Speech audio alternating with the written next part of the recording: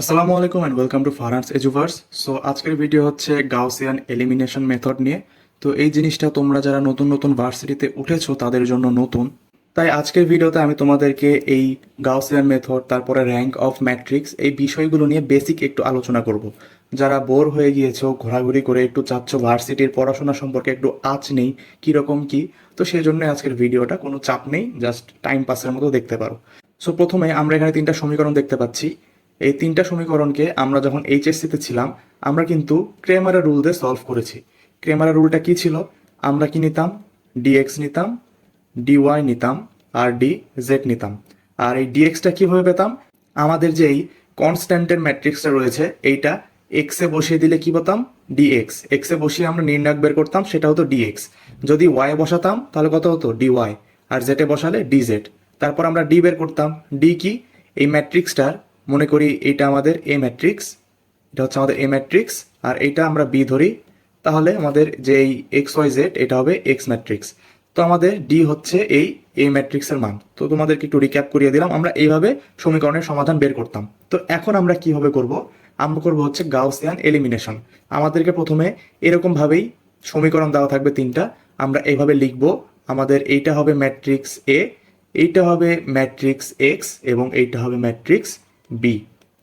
তাহলে এখান থেকে আমাদের এই এক্স ওয়াই জেড এর মানটা বের করতে হবে। এক্স ওয়াই জেড আমরা কিভাবে বের করব? এই যে গাউসিয়ান এলিমিনেশন মেথডটা ইউজ করে। এখন এলিমিনেশন জিনিসটা কি? আমাদের উদ্দেশ্য থাকবে এই তিনটা জিনিসকে আমাদের জিরো করার। এই তিনটা জিনিসকে আমরা কি করব? জিরো করব। কিভাবে জিরো করতে পারি? সেক্ষেত্রে আমাদের কোনো বাধা ধরা নিয়ম নেই। আমরা রো ইসিলন ফর্মে, মানে রো অনুযায়ী আমরা কলামে কাজ করব না, আমরা রোতে কোনো কিছু গুণ করব। গুণ করে এই রো অথবা তার পরের রো এর সাথে যোগ বিয়োগ বা গুণ ভাগ করতে পারবো। আমাদের উদ্দেশ্য থাকবে হচ্ছে জিরো করা। এই তিনটা জিনিসকে আমরা জিরো করব যেভাবে হোক।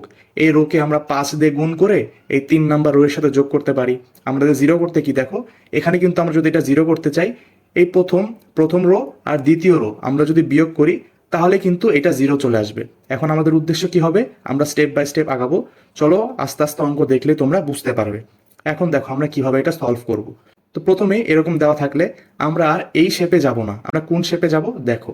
প্রথমে লিখব, প্রথমে আমরা এর মানটা লিখব, যে 1 -1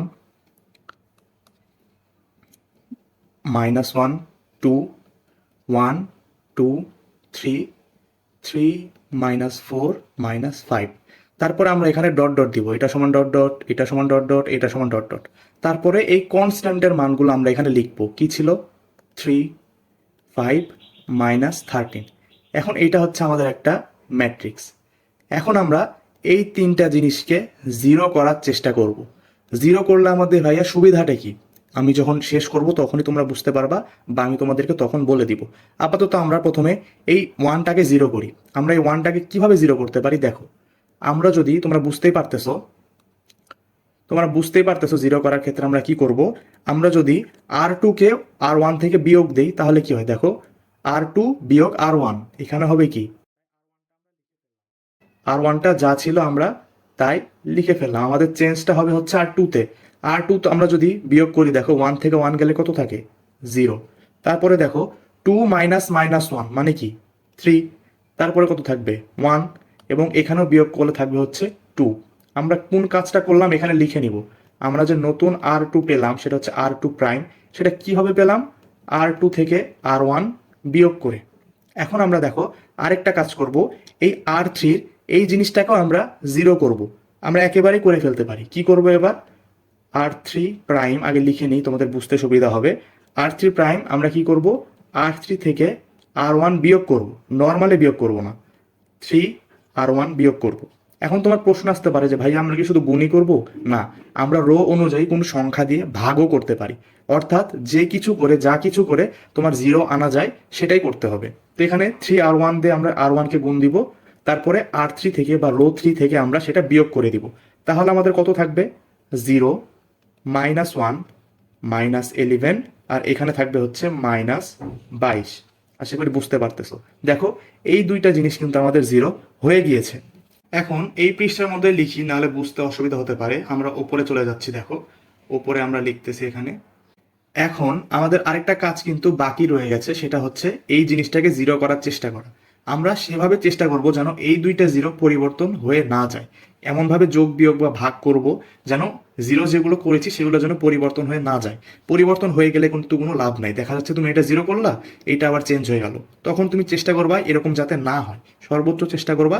আর হলে তো হলোই, ওটা পরে বলতেছি। এখন দেখো, এখন আমাদের কাজটা কি হবে, আমাদের যে এটাকে জিরো করতে হলে আমরা কি করব, আমরা যে নতুন R3টা পেয়েছি সেটাকে প্রথমে আমরা 3 দিয়ে গুণ করব। তারপরে দেখো R2 এর সাথে যদি আমরা যোগ করি, এখানে দেখো 3 দিয়ে গুণ করলে কত হবে, -3। এখন এই -3 কে যদি আমরা 3 এর সাথে যোগ করি তাহলে কত হবে, 0। তাহলে এটা 0 হয়ে যাচ্ছে, তাই না? এখানেও কোনো চেঞ্জ আসতেছে না, তো সেটাই আমরা করব। ওপরের রোটা সেমই থাকবে, 1 -1 2 আর এখানে 3, তারপরে 0 3 1 এখানে 2, আর নিচেটা কি হয়ে যাবে, 0 0 হয়ে যাবে। তারপরে এখানে হয়ে যাবে হচ্ছে -32, আর এখানে আসবে -64। তো এখানে আমরা কি করলাম, আমরা যে R3 আরেকটা নিলাম, R3 প্রাইম হচ্ছে আমাদের, এটাকে ডাবল প্রাইম দিয়ে দিই। তো R3 ডাবল প্রাইম হচ্ছে, R3 প্রাইমকে আমরা প্রথমে 3 দিয়ে গুণ করেছি, পরে কি করেছি, R2 এর সাথে যোগ করে দিয়েছি, তাহলে আমরা এইটা পেলাম। এখন দেখো আমাদের কিন্তু 3টা জিরো পেয়ে গেছি আমরা এই রোবো। তো এই 3টা জিরো করার সুবিধা কি ভাইয়া, দেখো আমরা যে এখানে এই জিনিসগুলো লিখেছি 1 -1 2, এই এলিমেন্টসগুলো কি, এই এক্স এর সহগ না, এক্স এর সহগ কি 1, এটা কি ওয়াই এর সহগ -1, এটা কি জেড এর সহগ প্রথম সমীকরণের, তেমনভাবে কি এটা দ্বিতীয় সমীকরণের এক্স এর সহগ, ওয়াই এর সহগ, জেড এর সহগ। এখন এই দুইটা যদি আমরা জিরো করি, এই দুইটা জিরো মানে কি, এক্স আর ওয়াই এর সহগ কিন্তু জিরো হয়ে যায়, মানে কি আমাদের এক্স ওয়াই এর মানটা বের করতে হচ্ছে না। এইটা কি শুধু জেড এর সহগ না, তাহলে এখানে আমাদের অজ্ঞাত রাশি কয়টা থাকে, যদি এই দুইটা জিরো করি, একটাই থাকে। তাহলে এটাকে আমরা কি হিসেবে লিখতে পারি, দেখো পরের স্লাইডে আমরা -32z ইজ ইকুয়াল টু -64 লিখতে পারি। এখানে অজ্ঞাত রাশি কয়টা, একটা। তাহলে আমাদের সমীকরণের সমাধান করা ইজি হয়ে যায় না? তাহলে z ইজ ইকুয়াল টু আমরা কত পাবো, 2। এখন এই z এর মানটা আমরা যদি পরের দুইটা সমীকরণে বসিয়ে দিই, একটু আগে তোমাদেরকে দেখাই পরের স্লাইডে কি ছিল, এই উপরের স্লাইডটাতে এখানে কি, এটা y এর মান, এটা কিসের মান, z এর মান, মানে কি 3y plus Z is equal to 2, 3y plus Z is equal to 2। এখন এখানে যদি আমরা জেড এর মান 2 বসিয়ে দিই, তাহলে ওয়াই এর মান আমরা কত পাবো, ওয়াই এর মান পাবো হচ্ছে আমরা 0। জেড তো এই পাশে চলে যাবে, তাহলে কত হবে, 2 - 2 আর 3 দিয়ে ভাগ দিয়ে দিলে 0, তো ওয়াই এর মানটা আমরা পাবো হচ্ছে 0। তেমনিভাবে আমরা এক্স এর মানও যদি বের করি, আমরা এক্স এর মান পেয়ে যাব হচ্ছে -1। তাহলে আমরা এক্স ওয়াই জেড এর মান কিন্তু পেয়ে গেছি। এভাবে আমরা ক্রেমারের রুলস ফলো করে সমাধানগুলো করব। আশা করি বুঝতে পারলে। কোথাও কোনো সমস্যা থাকলে কমেন্ট বক্সে জানাও। তোমরা যদি এই 3টা জিনিস জিরো করতে না পারো, তোমরা রেখে দিবা। তোমরা মনে করো 8 বা 10টা লাইন করবা, তারপর যা পাবা, এখানে মনে করো 0 0 নাই, যেমন এখানে ছিল কি 0 0 ছিল না, 0 0 পেলা না, তুমি এখানে অন্য কোনো মান পেলা, তখন তুমি সেই এক্স এর সহগ ধরে সেই মানটা লিখে দিবা। সাপোজ এখানে 0 0 জায়গায় 3 পেলা অথবা 2 পেলা আর 5 পেলা, তাহলে তুমি কি লিখতা, 2x plus 5y minus 32z। সেটা কোনো সমস্যা না, তোমার মান আসবেই। তোমার চেষ্টা থাকবে জিরো আনার, জিরো না আসলে তো কিছু করার নাই, কিন্তু তোমাকে এক পৃষ্ঠার প্রথমে চেষ্টা দেখাতে হবে টিচারকে, তারপর তুমি জিরো না আসলে নাই, সেটা কোনো সমস্যা না। আশা করি বুঝতে পারলে। সো আজকে এই পর্যন্তই, দেখা হবে অন্য কোনো ভিডিওতে। কোনো কোয়েশ্চেন থাকলে কমেন্ট বক্সে জানাতে পারো। আসসালামু আলাইকুম।